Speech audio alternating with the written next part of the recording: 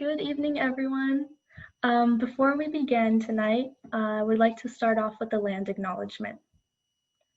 We must acknowledge the history of the land Lewis and Clark College occupies. Prior to the colonizers arriving in this area, the indigenous land of what would later be called Multnomah County was home to many tribal peoples. We honor the indigenous peoples of whose traditional and ancestral homelands we stand. The Multnomah, Cathlamet, Clackamas, Tumwater, and Watalala bands of the Chinook, the Tualatin Kalapuya, and many other indigenous nations of the Columbia River. It is important to acknowledge the ancestors of this place and recognize that we are here because of them. We honor their legacy, their lives, and their descendants. Hello and good evening, everyone. My name is Eduardo Andres Beltran, a third-year sociology and anthropology major, ethnic studies minor, and one of this year's 5 student co-chairs.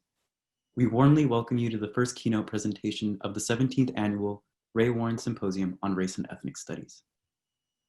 Our theme of movement explores how Black, Indigenous, and other people of color navigate the world through various bodily, political, and emotional means. We are deeply humbled that you have decided to be in community with us to experience the work and passion of tonight's wonderful presenter. Thank you, Eduardo, for those opening remarks. My name is Shalini Henstead, and I am also a junior sociology and anthropology major, ethnic studies minor, and a co-chair for this year's symposium. Tonight, alongside co-chairs Emmanuel Harris, Kasha Enriquez, and Samantha Hernandez, we are overjoyed to present to you our first keynote presentation entitled, "The Stutter Has Run Away from Any Government." Before this well-anticipated event begins, we have a few housekeeping items to share with you all. We encourage everyone to follow our social media handles listed on our website. Please share this information with your friends and family so they can also be involved with this year's Ray Warren Symposium. We also encourage you to live tweet during this presentation using our hashtag RWSympLC, and that's RWSYMPLC. We are recording tonight's event and will post the video to our website very soon. Other recordings are not authorized at this moment. Additionally, please be sure to visit this year's art exhibit. Entirely student curated and created, the Ray Warren Symposium art exhibit takes on virtual format this year to manifest this year's theme of movement. To access the gallery, follow the links from the art show page on the symposium website. As tonight's keynotes event kicks off this year's symposium, we would also like to remind you of the compelling lineup of events and workshops that are taking place tomorrow and Friday. Tomorrow, we'll be offering a self-care workshop as well as an art therapy workshop to LC students, faculty, and staff. Both of these workshops require advanced registration, so please be sure to sign up on our website. Additionally, there are 2 panels taking place tomorrow that are open to the entire community. No registration is required. One will focus on the flows between education and incarceration, while the other one centers around Black diasporic motherhood. The night will end with our second keynote speaker, Jason De Leon. Those event links can be found on our website. Additional events will take place all day on Friday. All events and keynotes are going to be live captioned as well. As you listen tonight, we encourage everyone to jot down notes, ideas, or questions as there will be time for a Q&A section after the presentation. The discussion will be facilitated through the Q&A feature, and Shalini and I will be monitoring that for questions and comments. Also, tomorrow our speaker is going to be available for a more intimate conversation with a smaller group of Lewis and Clark students, staff, and faculty. There are still a few seats open for that conversation, which requires advanced registration. If you would like to participate, please register by following the link on our online schedule. Tonight, we will be hearing from Jerome Ellis, who identifies as a stuttering Afro-Caribbean composer, performer, and writer. My co-chairs and I have come to learn that his work is an invitation to deep listening and healing through the exploration of the intersections between disability, race, and music. Jerome Ellis's past and current works reflect a passion for exploring the multifaceted dimensions of speech, silence, and the ever-growing harmony and dissonance between the two in life, music, and art. A 2015 Fulbright Fellow, 2019 MacDowell Colony Fellow, and a writer in residence at Lincoln Center Theater, his work has been heard at the Metropolitan Museum of Art, the Poetry Project, Sotheby's, and Soho Rep, to name a few. And alongside close lifetime friend James Harrison Monaco, as James and Jerome, he continues to further develop himself as an evocative storyteller and imaginative musician. Through multiple modes of understanding and practice, he looks to stuttering, blackness, and music as forces of denial that carve out new avenues of expression, survival, and healing. Needless to say, the work of Jerome Ellis exhibits a dedication to the restorative properties of art and creativity in times of turmoil. Earlier this fall, my co-chairs and I had the opportunity to be in virtual conversation with Jerome as he shared with us his perception of our theme, movement. Though our conversation was brief, I was so grateful to have witnessed Jerome's wisdom as it expanded and transformed my understanding of resistance, resilience, and healing. We're so honored that what you will hear tonight encapsulates the complexity and power that the theme of this year's symposium strives to convey. Everyone, please join us in a warm welcome for the incredible Jerome Ellis. Oh, I don't know what to say. I'm so grateful, Eduardo and Shalini, for your deeply giving and generous introduction. And thank you. And I'd like to thank Emmanuel and Kasha and Samantha, the other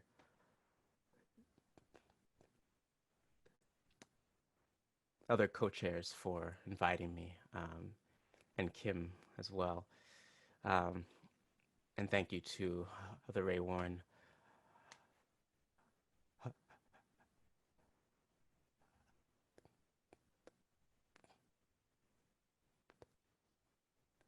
Symposium, and to all of you here with us. I feel very, very honored and grateful to be a part of this symposium. And I think these 3 days are going to offer so much healing and guidance and challenge and wisdom for so many people.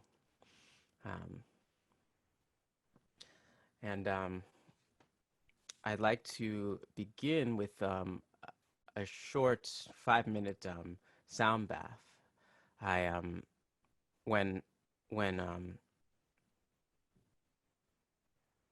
When I had the opportunity to talk with the 5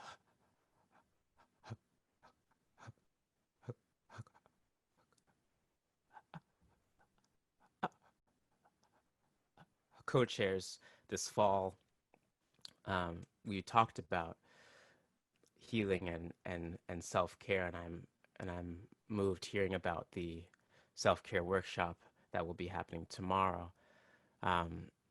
Sound baths are one of my forms of self-care, so I'm going to do one, and it's for myself, and I also offer it to you all. I'm gonna play my saxophone a little bit.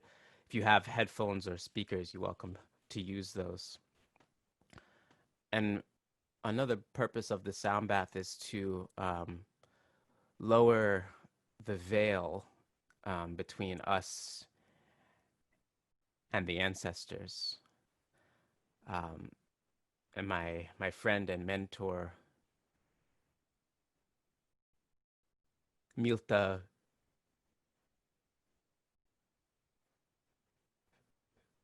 Vega Cardona, reminds me that that veil is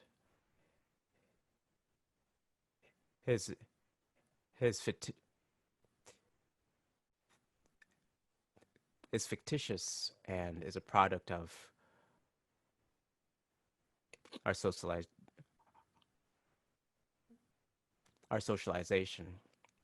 that the ancestors are here with us. They always are. So during the sound bath for these 5 minutes, I invite you to do whatever you need to do to breathe or stretch or sing or whatever you need to do.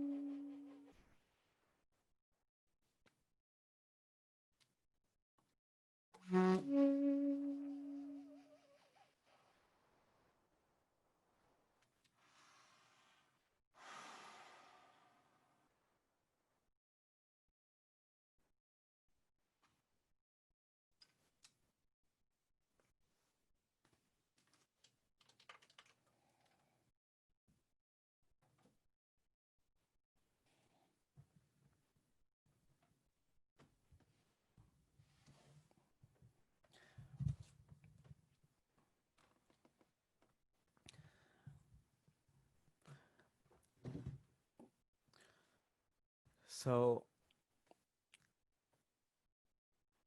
I want to just start by just saying a few words about my stutter.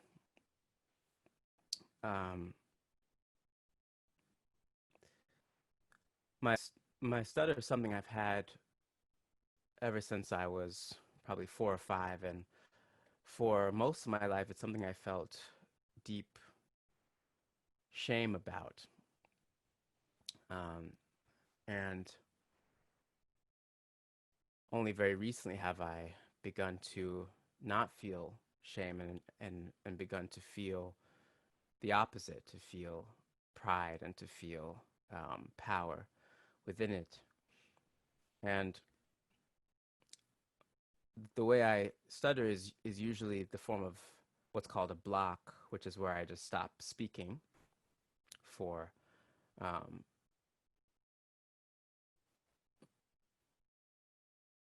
any amount of time. And I have been thinking lately that these blocks, which happen for me many times every day, that there's a way that I can approach them as moments of silence, in the way that we use moments of silence to remember those who are not with us, to honor, to hold space for. And so I invite us to treat moments when I am stuttering and when I'm caught in a stutter, to treat it as a moment of silence. I'm especially right now thinking about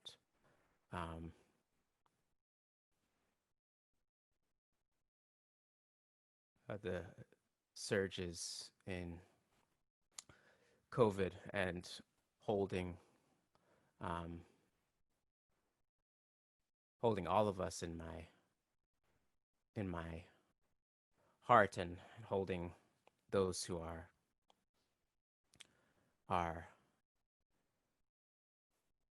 suffering the most from it.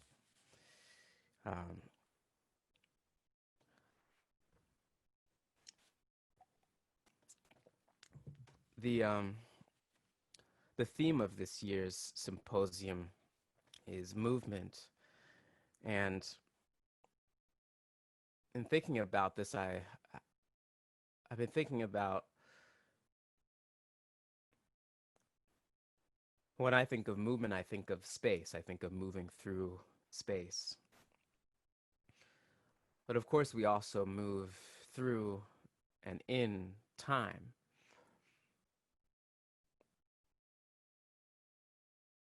And of course,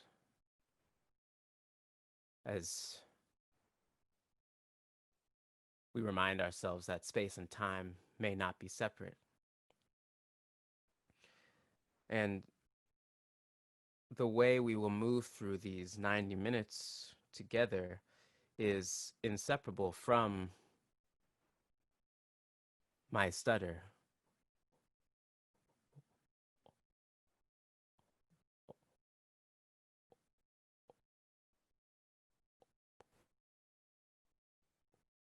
Or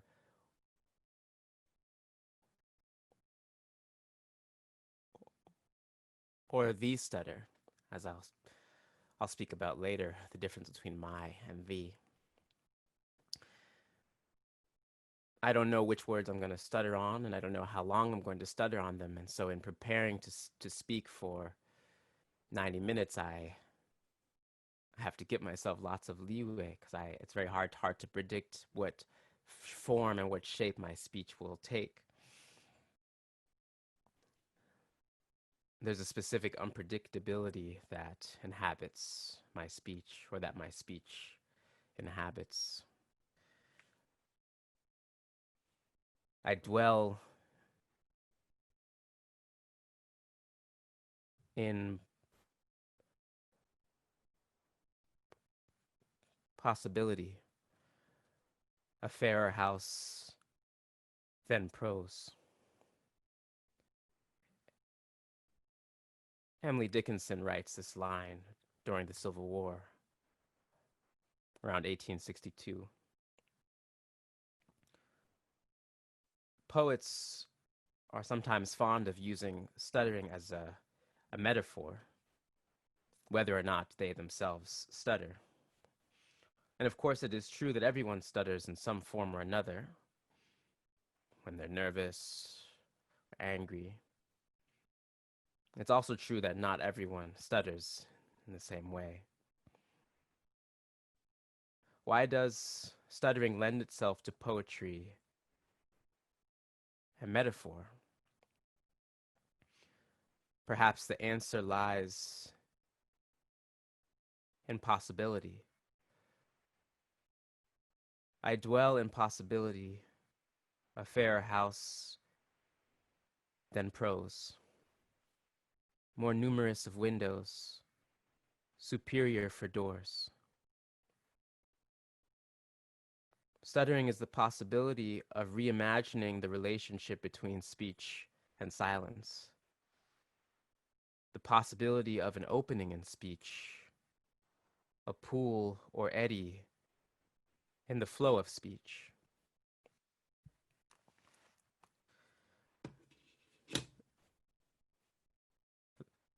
The possibility of pause, lapse, an extended moment of suspension and unknowing,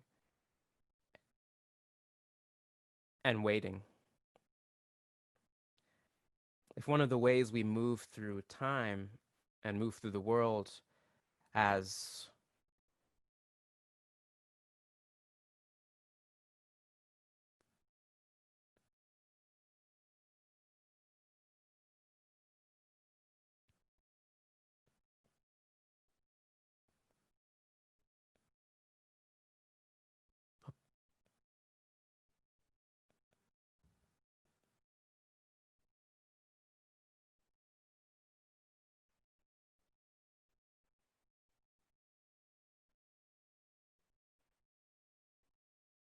political subjects is through our speech, what does stuttering do to that movement?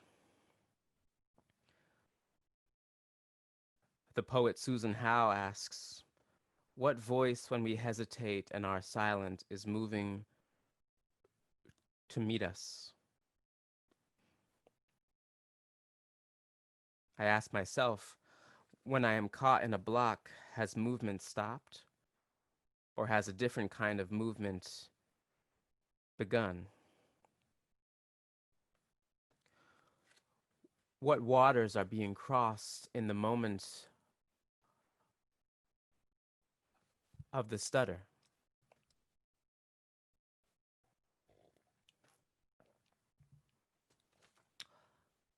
I've entitled this talk, "The Stutter Has Run Away from Any Government." As many of you know, the President-elect of the United States is a stutterer. He's open about his stutter, and he's done a lot to help other people who stutter, especially young people. And as he assumes office, I'm curious to see how stuttering and government will intersect at the site of his presidency. For me, my stutter has always felt deeply ungovernable, uncontrollable, unpredictable. When I was preparing these remarks, I asked myself, what does it mean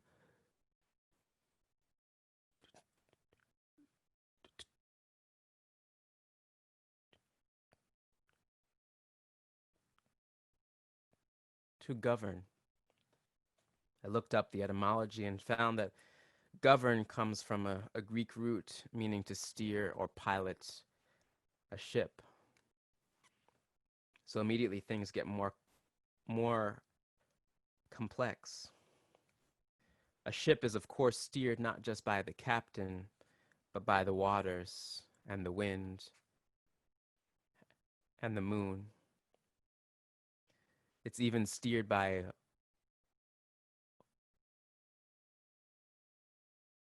open skies.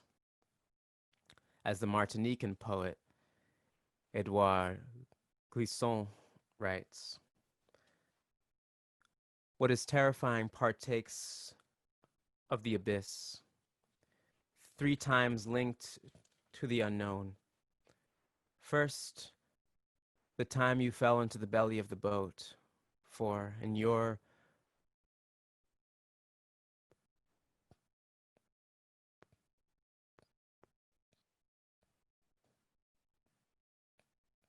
poetic vision, a boat has no belly. A boat does not swallow up, does not devour. A boat is steered by open skies. Yet the belly of this boat dissolves you, precipitates you into a non-world from which you cry out.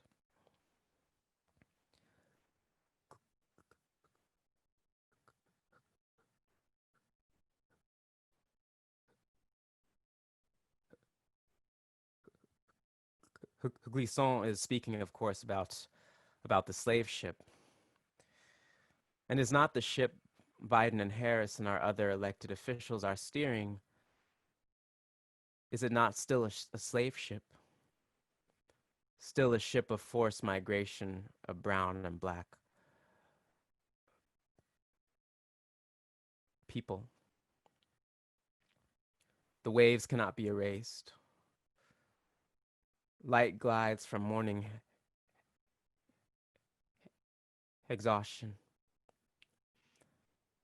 As I said, my stutter has always felt deeply ungovernable, which eventually led to a sensation that it isn't even my stutter, that it's a stutter, the stutter, something autonomous that, if I'm honest, steers me more than I steer it.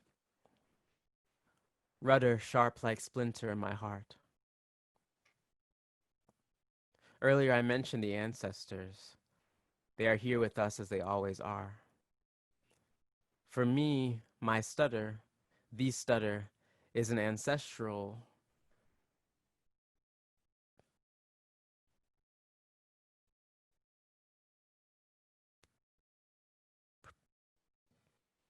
presence, is the point in my body spirit where I touch them perhaps the closest, like a door that upon closer inspection is revealed to be a swinging sheet of linen, or like those hanging beads in place of a door. Each bead a prayer, each prayer a grain, each grain a year folded into green. The stutter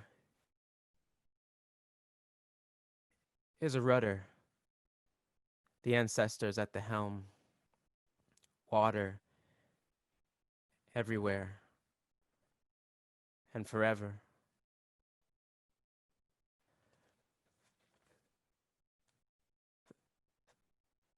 The stutter is my mother tongue, as English is my father tongue. On February 7, 1704, the slave ship Postilion left London and arrived in Gambia on March 3rd. It was still in Gambia in May, when it was sailing down the Gambia River collecting slaves for the Royal African Company. When they arrived at Johar, Captain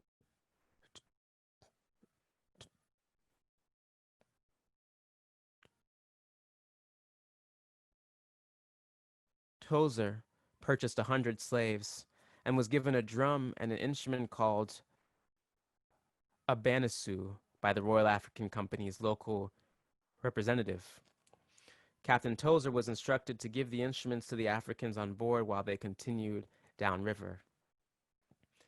Tozer protested, believing this wasn't a wise move, but the representative insisted that the instruments would help pacify the Africans.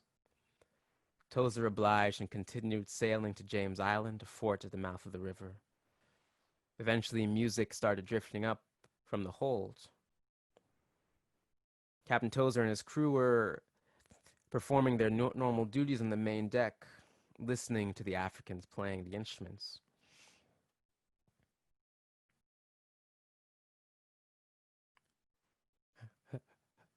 The crew listened, maybe felt a wave of relief that the Africans were occupied.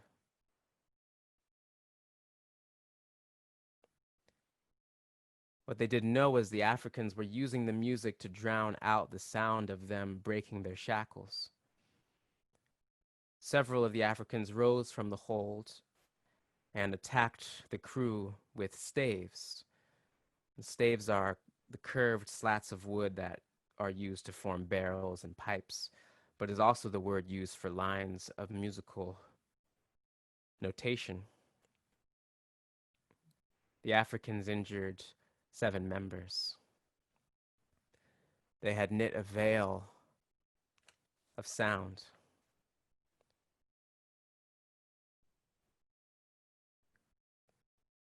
Quote, "The banks of the river have vanished on both sides of the boat." Close quote. Thus writes Glisson. I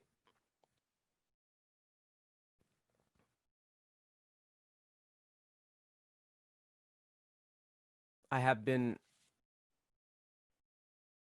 guided by this theme of movement and guided by trying to approach it from the intersection I live at of being a Black person and a disabled person.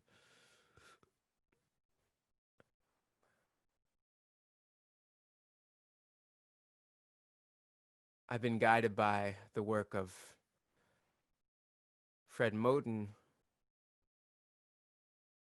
and the idea that appears throughout his work of Blackness as something fugitive, and by fugitive we might mean Blackness is something that escapes every norm, every standard.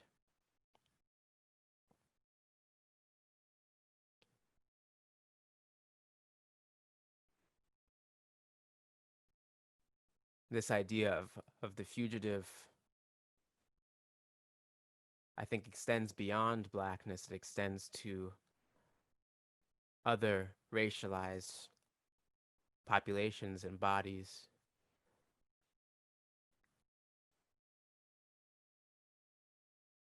To Indigenous populations and other populations of color.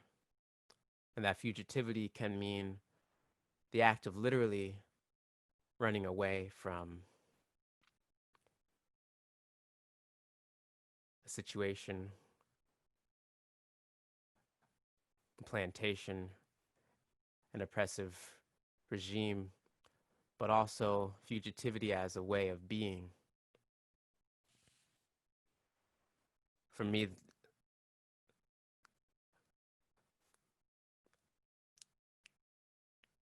the stutter feels like fugitive speech, that when I am stuttering, my voice seems to run away.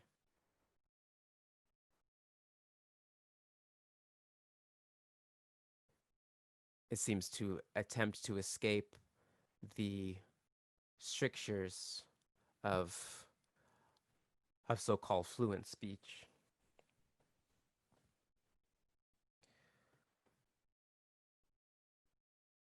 "45 years after the slave revolt on the Postilion, a mixed-race slave named James ran away from Westmoreland County, Virginia, on August 11th, 1749. The master, William Fitzhugh, placed an advertisement in the August 31st issue of the Pennsylvania Gazette that reads, "Run away from the subscriber." And the subscriber is William Fitzhugh, the subscriber of the newspaper. "Run away from the subscriber on Monday last, a convict servant named Thomas Winey. He is a middle-sized fellow, about 5 foot 7 inches high, of a swarthy complexion, has had a piece cut out of one side of the end of his nose, which is very remarkable. He says it was done by the kick of a horse. He professes farming. It was imported lately in the Litchfield, Captain Johnson, and came from Maidstone Jail in the county of Kent, Great Britain. His dress when he went off was a brown cloth coat with a small cape, a pair of sailor's trousers, a brown wig, check shirt, and dark-colored worsted stockings. The above-mentioned servant took with him a mulatto slave named James, a well-set fellow, 21 years old, about 5 foot 7 inches high, is very apt to stutter when closely examined, having a stoppage in his speech. He has on his back a large white scar. His dress was a dowless shirt and a brown linen coat and breeches, and has been used to drive a chariot for several years. I have been informed by their confederates since they went off that they intend to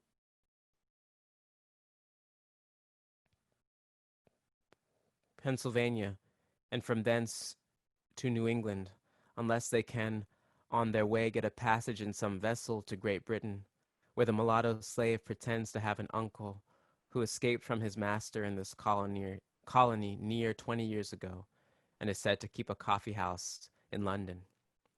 Whoever apprehends the said runaways and secures them so that they may be had again, if taken in Maryland or Pennsylvania, shall have 10 pounds sterling reward, besides what the law allows, or 5 pounds for either of them.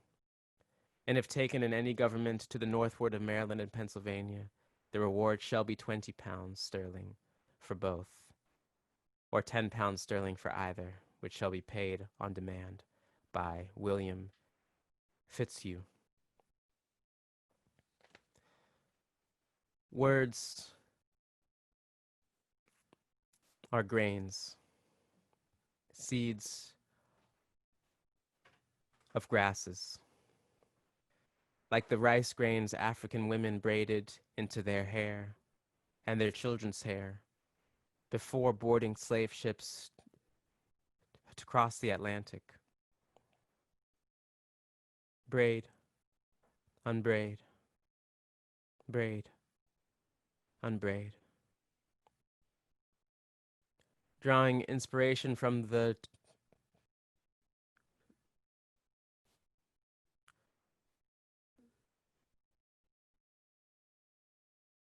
Tobagonian poet Eminor Bessie Phillip, I've chosen to approach this runaway slave advertisement from 1749 as a bag of grains to be sown in a new field to grow new plants.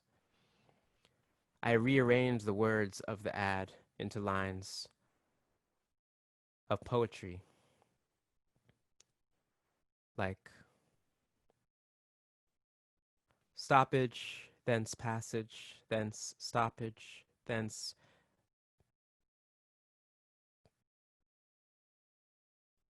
passage. Where is the goal of the law of speech? The law pretends to stutter.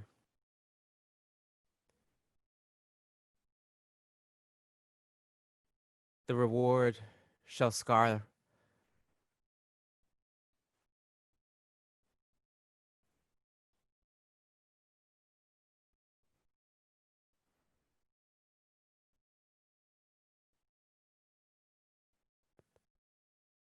the demand. The northward horse on a chariot of coffee.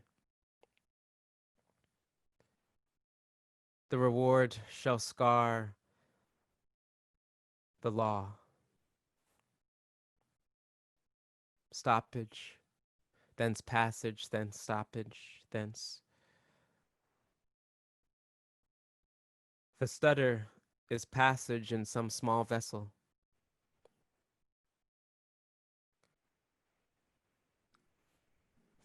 The stutter is a scar on speech. The stutter is a house for speech. The stutter is a horse for speech. Whoever secures Maryland or Pennsylvania shall have years. Years mentioned above in the stoppage in Sterling, the stoppage in Maidstone. The kick of a horse, the end of his nose, the servant of some vessel. Whoever said runaways have a goal.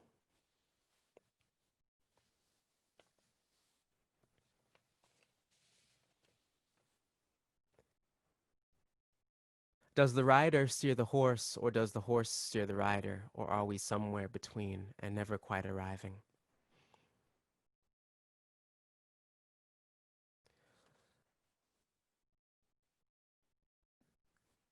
There are many of these runaway slave advertisements,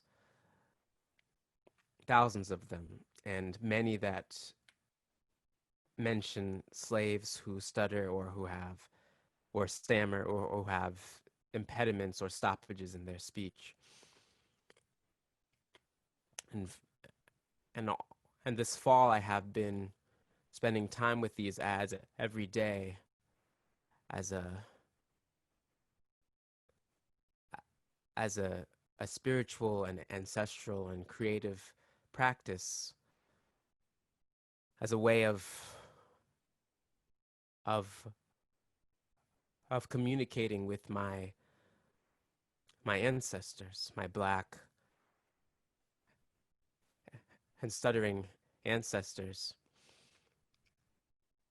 In the act of sitting with the advertisements, copying it by hand into my notebook, and breaking open the master's words to find other meanings. There's something in the practice that has to do with time, that has to do with another way of moving through time,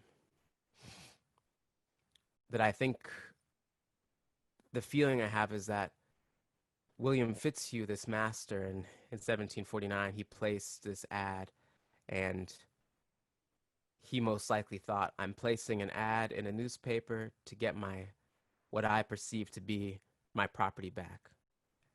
And that's it. But what he didn't know is that that ad is also a seed, and that the moment of placing the ad is not finished, and that I, reading the ad in 2020,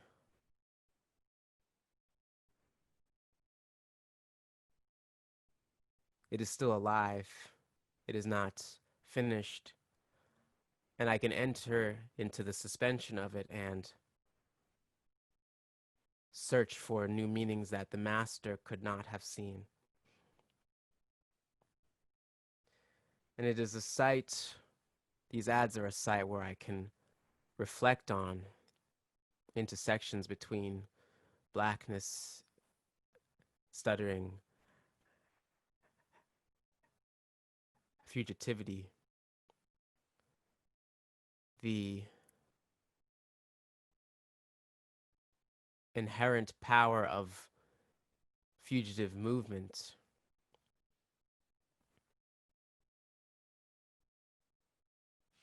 When I had when I had a conversation with Shalini, Emmanuel, Samantha, Eduardo, and Kasha earlier this fall, and we talked about movement, an idea came up that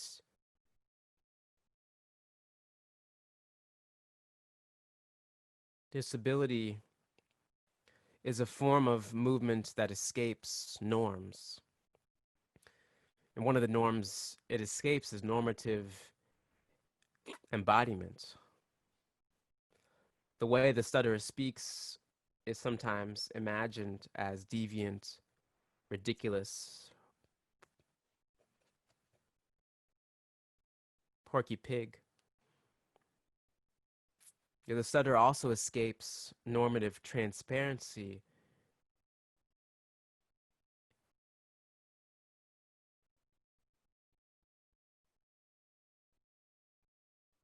in communication. I've been hung up on the phone thousands of times because I'm stuttering and the other person thinks the line has dropped. In those moments, the stutter bypasses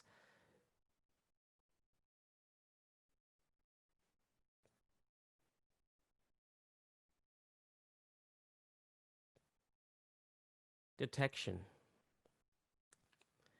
It's cloaked in unknowing. But the stutter and other forms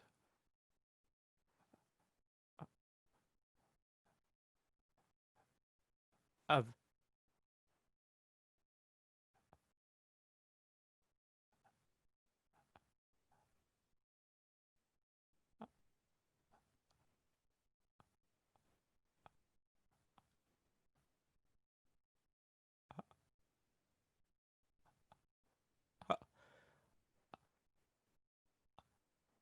of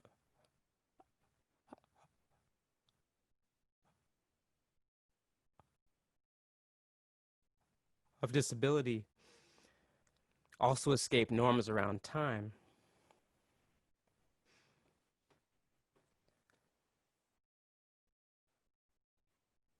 Following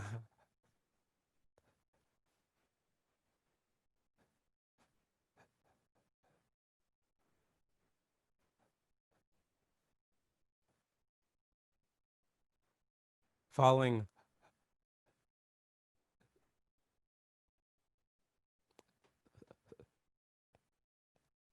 the Black feminist scholar Brittany Cooper, who in a TED Talk states very bluntly that white people own time, and which I would take in a different direction and say that perhaps whiteness owns time. Is it also true that able-bodiedness and able-mindedness own time or control time? Does crip or disabled time resist heteropatriarchal, white supremacist, capitalist, imperialist time structures? The stutter subverts time's equation with money.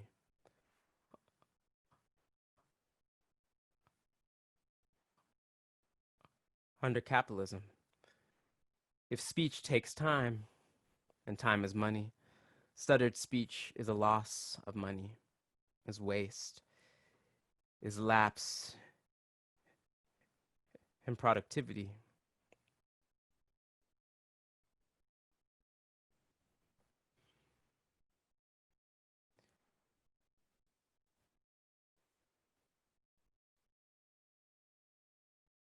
I take this as an opportunity, as possibility.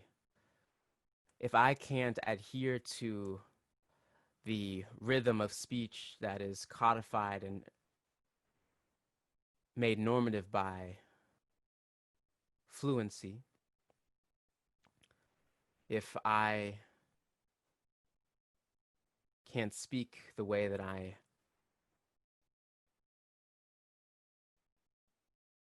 received messages that I must speak in order to participate as a political subject, what possibilities does that open for me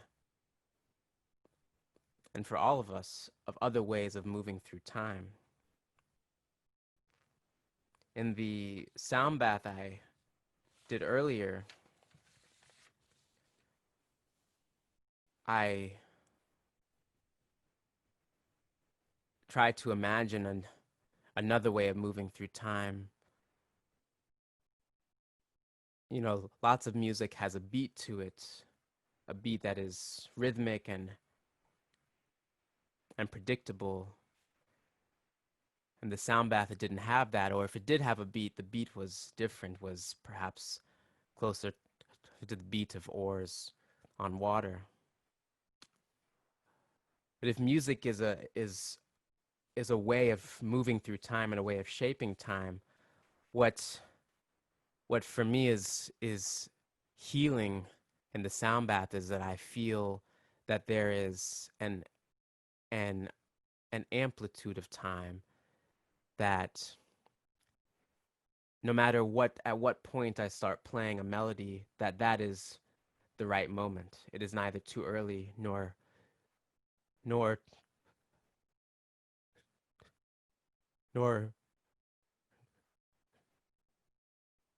too late. I sometimes refer to my moments of stuttering as a clearing, like a clearing in a forest. And my goal in the sound bath is to create the sense of a clearing in sound, a place where there is no path, a place where one can gather like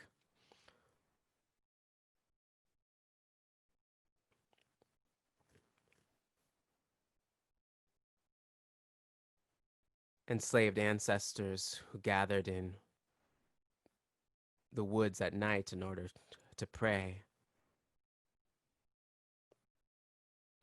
That this is another way of moving through time.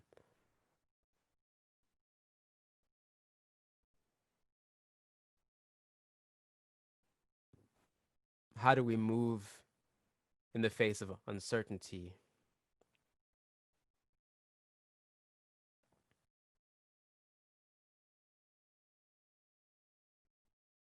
How do we honor pause and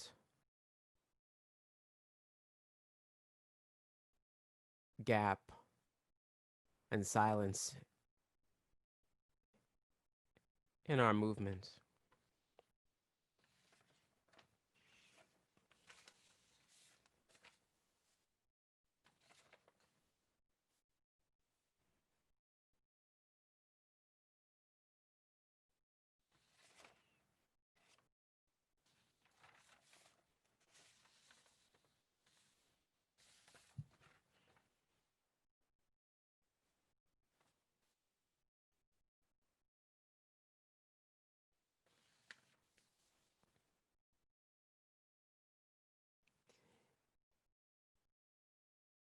Some runaway slave advertisements warn captains of ships, of vessels from harboring fugitive slaves, as in the ad that I read earlier.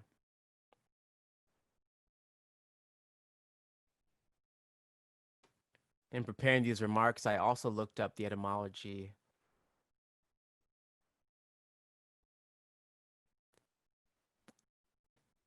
of vessel. And even in Latin, vessel referred both to a hollow container and to a ship, as it still does.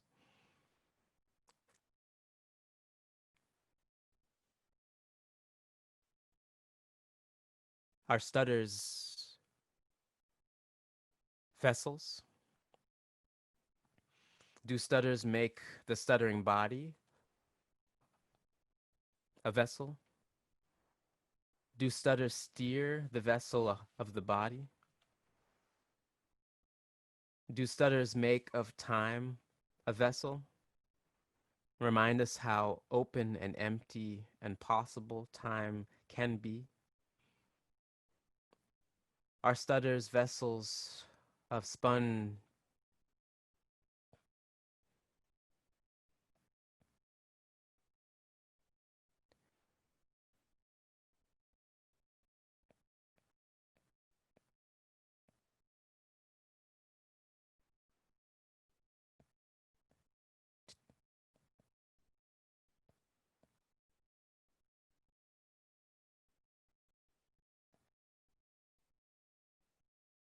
Timothy, vessels of answer and transport, of forbid and take, vessels of have and master, return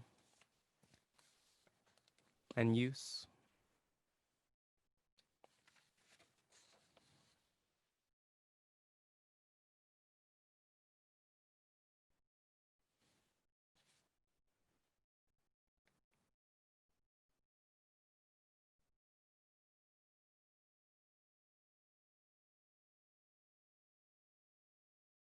I'll close with a few lines from another, derived from another runaway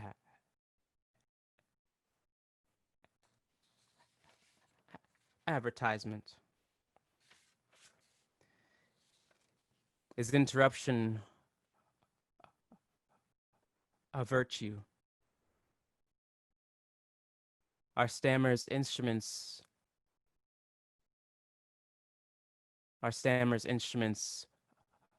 of interruption? Stammers are a public experiment in public time, opened, directed, assured, imported from another time,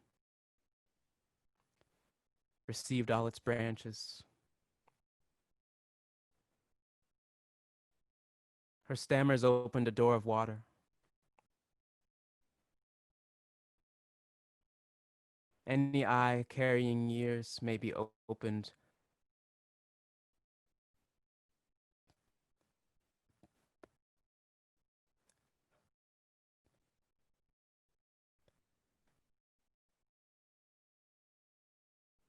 Opened by distance. Please leave all its branches as long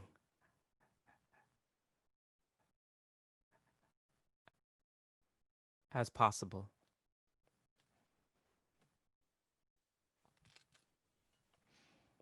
I'll stop there. Thank you all for listening. What I'd like to do is take just like a 3-minute break, get some water, and then when I come back, I'll would love to answer any questions. And if you would like, in this 3 minutes, if you think of any questions that you'd like to ask, you can enter them into the Q&A. So I'll be back in 3 minutes.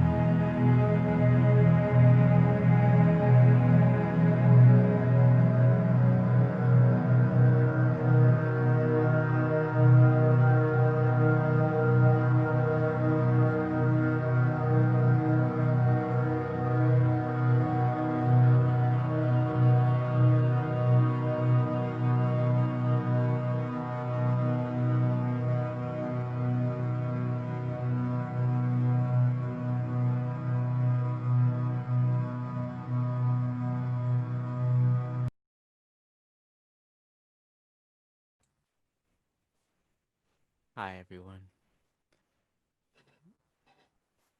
Do you, Shawnee and Eduardo, do you want to read a question? Yeah, I can read out the first question for you.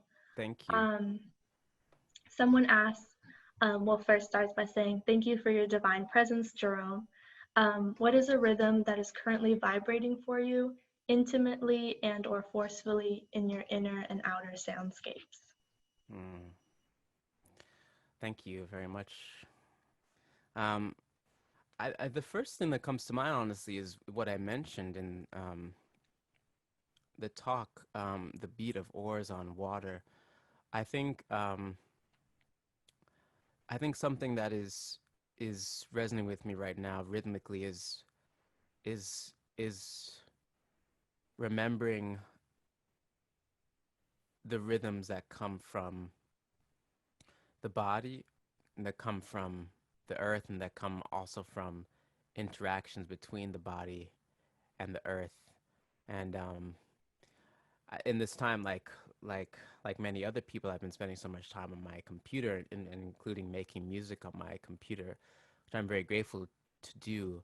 Um, but it can, if I'm not careful, it can um, separate me from um, my body. And something about when I think of the motion of rowing, I think of the water itself having a rhythm, supporting the rhythm of the boat moving on it, and a link between my hand and the wood, which was a tree of the oar and the water. And I think about like when I'm playing my saxophone, that there is a similar feeling that the saxophone is like a bridge between myself and something else, whether that is the divine or the earth or music. Um, so I think that's a rhythm that um, is resonating with me now, and I think also part of that is that for me at least, I see it as a rhythm that is inherently irregular. I mean, you can, if if you're doing crew, you can have a very, very regular and regimented rhythm with the rowing, but the rowing that I'm imagining is it it ebbs and it flows and it goes faster some moments, it goes slower others. So I'm something about that is it's resonating with me. Thank you very much for the question. I love that. Thank you for that, Jerome. Um, so this question is coming from a couple of different people. One of them's coming specifically from a fellow person who stutters. They say that hearing your ideas, words, and blocks is refreshing, heartwarming, and a huge boost of pride. So that's what they wanted to express Mm, first and foremost. Um, and what they asked alongside someone else was, um, how was your transformation of being ashamed of your stutter to feeling prideful of it? Like, what kind of catalyzed and or caused that? And has that, and how has that happened within a capitalist and like anti-Black society? How does that like kind of take place? yeah, it's a wonderful question, and thank you very much. I mean, of course, the evolution of that. I mean, I'm still evolving and I'm still shedding shame. And this has taken a long time and in many stages. I think one big moment in this um, journey, incidentally, is called advertising, and it's something that I learned about when I enrolled myself in speech therapy after I graduated from college 9 years ago, and I did speech therapy for maybe 6 months or so. And one thing that my speech therapists um, um, told me to do to try was to basically to go up to people on the street, on the subway, and just like tell them that I stutter, and to do the same thing on the phone, to call a store and just when the person answers, just tell them that I stutter. And I found it very frightening for a long time at first, and especially in person, I would mostly do it on the phone. But the goal is that you just like that, you know, that part of the shame is a stigma, and that in order to get over this, or not get over, in order to um, move through the stigma, you share who you are, and I did that a lot, and I found that it really helped, and I have been thinking about that in terms of these runaway slave advertisements. That word advertising, uh, the word advertise, the vert, the vert has to do with turning in Latin, and so there's a notion that you're turning outward, and you're making something um, making something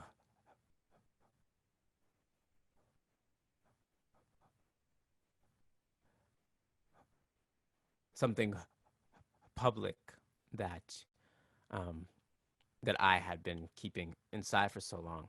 And also, I mean, it's the very nature also just that the stutter is embedded in speech, that the very act of speaking is itself powerful, for me. And I think also, as far as like how I have been doing this in a capitalist and anti-Black society, I mean, I think part of that has been for me is like understanding and like articulating for myself that my experiences of subjection and disenfranchisement as a stutterer are intimately linked with my experiences of subjection and disenfranchisement as a Black person. For many, many years, I thought of them as something separate. And when I started to think of them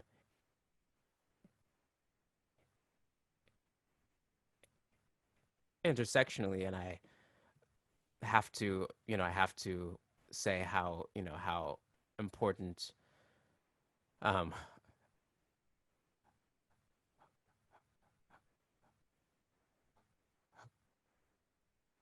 how important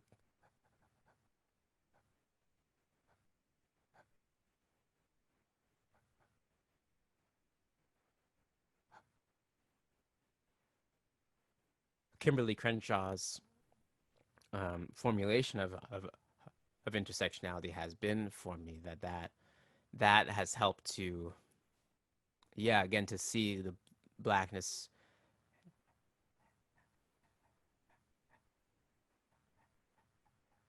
and disability as intimately linked, and both existing within oppressive structures.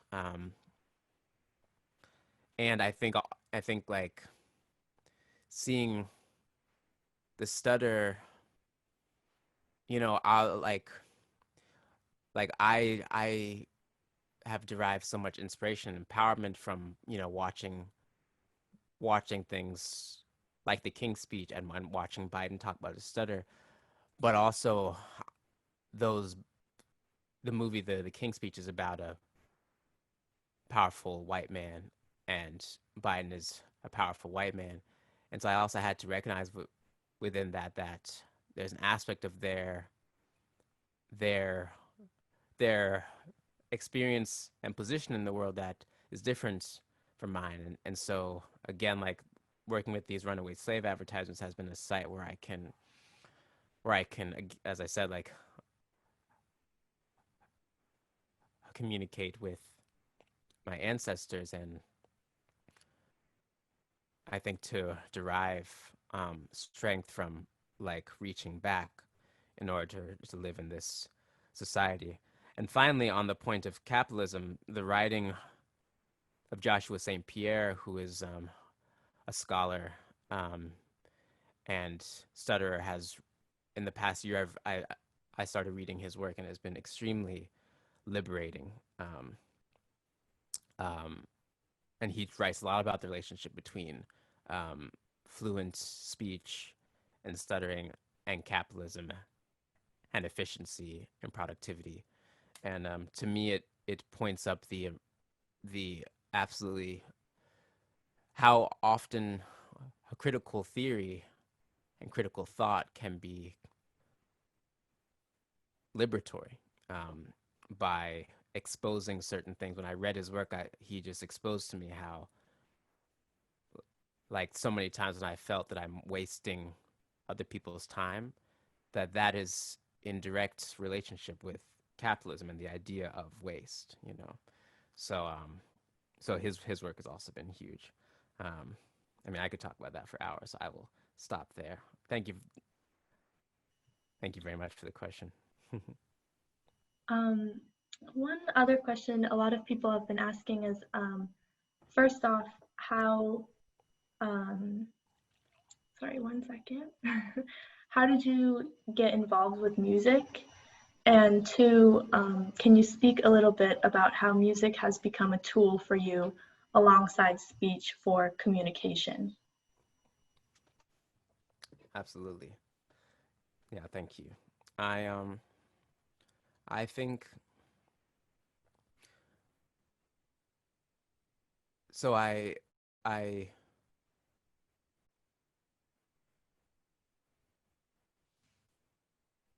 the first instrument that I played was the violin when I was in 5th grade, and I liked it, but I didn't stick with it. And then I started learning the saxophone um, in 7th grade. In 6th grade, I took visual art and realized I didn't have any talent. So then I tried the saxophone in the 7th grade, and that really stuck. And I started learning the piano in 9th grade. Um, and I think for me, um, I I grew up in the church, and as with many Black people, their introduction to music is through church, and it's through a connection between the music and the divine. And my grandfather was a minister, and he was in the great Pentecostal tradition of extremely musical speech in his sermons, and then there was tons of music in the church too, and that had a big influence on me. But I think when I started playing the saxophone, I think there was something especially powerful that is something that I play with my mouth as opposed to the violin. And I think what I realized pretty early on with the saxophone is that, oh, my mouth has been such a site of pain and an isolation and frustrated expression, and now I can use my mouth to express myself. And interestingly, I do stutter on the saxophone too, not as frequently or severely, but it does leak in there. But I felt extremely liberated as I started learning saxophone. And when I started learning saxophone, I started studying jazz first, and jazz for me was also foundational and liberatory because the emphasis on improvisation. I think there are other people who stutter who will tell you that you develop very specific skills with improvisation because you often develop many stutters develop a facility with synonyms, as I often know if I'm going to stutter on a word just a few words ahead, and so I can sometimes, if I want, I can substitute a word, though I do that less and less frequently nowadays because I want to just live in the stutter. But it's an improvisational practice that I had been using for many years. And so then when I started learning jazz as a deeply improvised music, there was something that made a lot of sense there, and I felt a great freedom there. And in the sound bath is entirely improvised what I'm doing on the saxophone, and improvisation is still a space of just great healing. Um, and liberation. What was the second part of the question, Shalini? The second part was, how has music become a tool for you alongside speech for communication? Yeah. So like what I've been saying, I think speaks to that, and I think also, um, I, I think also like um, for me, what's powerful with music is it's like whereas in earlier years, music was often a place where I would go when I felt that I was overwhelmed with how hard it was to speak, which is something that I still do. Nowadays it still does that, but I music then helps me approach speaking, and I consider the stutter as itself a form of music. And so it really helps me, and this speaks to the last question or the other question about shame too, is that like part of me feeling less ashamed about stuttering is also like embracing it as a form of music, and like that I it's a form of music that I don't really have control over, but when it's happening, if I just let the music pass through me in the way that I let music pass through when I'm playing the saxophone, that feels important and good. So I think now I mean, it has been for years, but there's this kind of relay for me in between speaking and music that both influence the other. Yeah. Alrighty. So I think we're feeling time for one more question. Is that quite all right? Yeah, that sounds good. Alrighty. I could do two more. Two more. Okie dokie. How about that? So someone asks, how do you see the stutter as necessary to disrupting the norms of academic spaces, such as these which can be seen as transgressive within themselves, but still uphold colonialist structures / modes of communication? Oh, yeah. I mean, yeah, love this question. Thank you. I mean, yeah, I think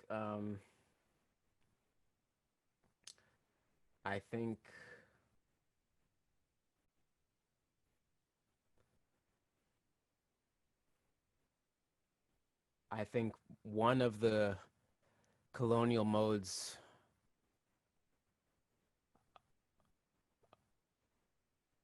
of communication is the idea again that time is money, and that time needs to be used efficiently, and thus speech needs to be efficient. It needs to be fast and clear and transparent. And I think like what's often implied there is that it needs to be in English, or that needs to be in a dominant language. It needs, if it's an encounter between a European and a non-European, that the European language is going to dominate. And I think stuttering and other forms of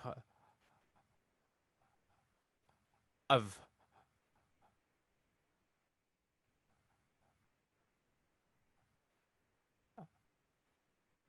disfluency, like from people who have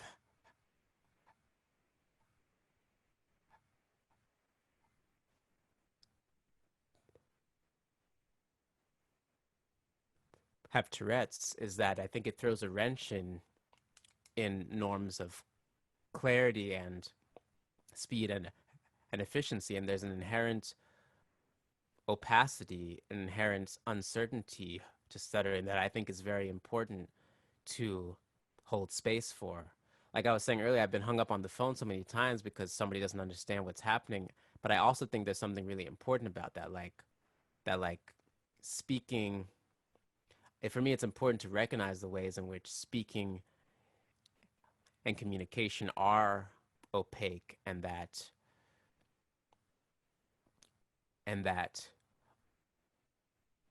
often a colonial mode of being is a forcing of transparency or legibility.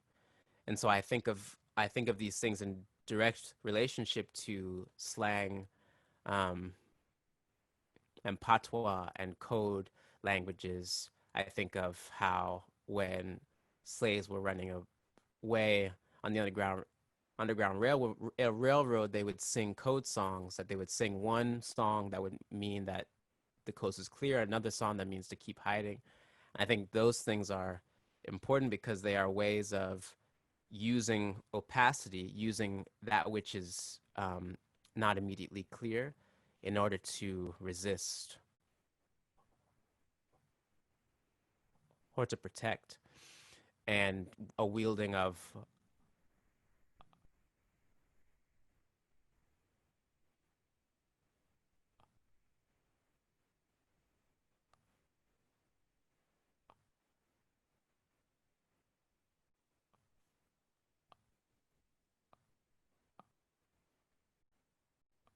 aporia, as a space of uncertainty, but also a space of possibility. I think that's really important. And again, because, as I said earlier, like if whiteness owns time, whiteness also owns language, and it owns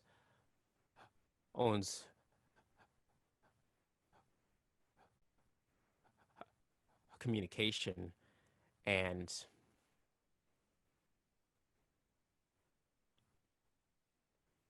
those who are not welcomed into the sphere of whiteness, into the sphere of the human, Black and brown people, the poor, the undocumented, language is a space where they, of course, can so easily be disenfranchised. So I think the stutter to me also is just it's like a it's a reminder to me of that gap, and that, like, the importance of a resistance against certain forms of legibility and immediate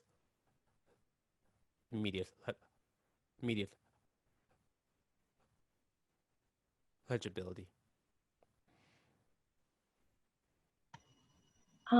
As we come close to our time, I think our last question, I want to ask you about what current work you're doing that's inspiring you, and any other closing remarks you want to give, or anything you feel that you want to share towards the end. But I think we would love to know that, what you're working on currently or future projects. Yeah, no, thank you. Well, these runaway slave advertisements I'm working with in a daily practice, and have been writing poems and songs. So I'm sending some of them to music, and that's a space where I'm very deeply inside that space right now, and I hope that will one day end up as a book, and or an album. I'm also working on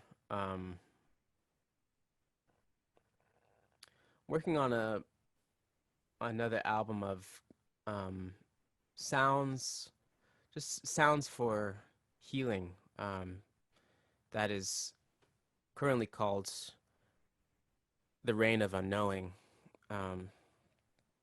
And it's just sounds that like the sound bath that I make for myself, that I find soothing, but the hope is that other people may find them too. And just sounds to hold space for emotion, uncertainty,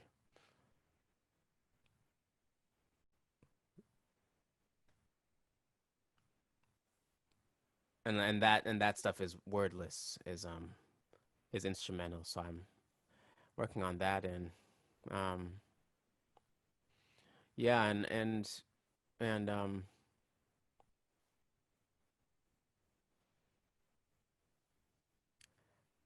other essays and poems, in various forms of intersection, again, of blackness, music, and disfluency, and in some of the essays I'm in dialogue with Edouard Clisson and Emma Bessie Phillip,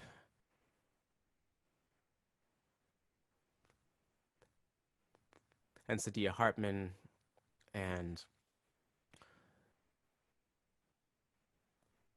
trying to take what I've learned from them and other writers who have thought deeply about blackness and trying to use those ideas to think about blackness further, but also to think about its intersections with speech. So just more in this vein.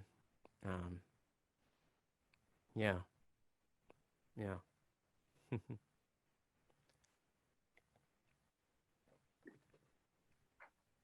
Well, Jerome, on behalf of the entire Ray Warren Symposium community and Lewis and Clark community, we want to say thank you from the very bottom of our hearts for being in the space with us, being yourself, and sharing all of the wisdom and experience that you hold. So I believe this is the way that we conclude these events. So everybody, again, thank you so much for coming. We hope that you have a wonderful rest of the night, and you continue to engage with the symposium on Thursday and Friday. Bye now. Thank you all very much. Thank you so much, Jerome. Thank you so much, Jerome.